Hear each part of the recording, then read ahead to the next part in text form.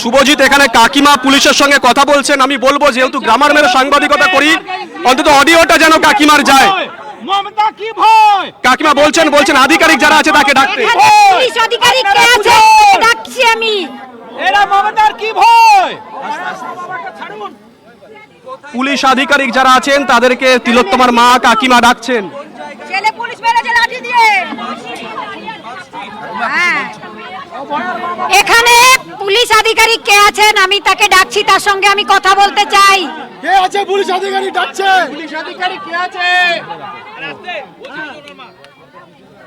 Police আধিকারিক কে আছে? এখানে ব্যারিকেড কেন দেওয়া হয়েছে? আমি আমার মেয়ের বিচার চাইতে নবান্নে এসেছি। কি প্রমাণ করতে চায় যে তার মেয়েকে তো শেষ করেছে, এখন তার বাবাকে শেষ করবে?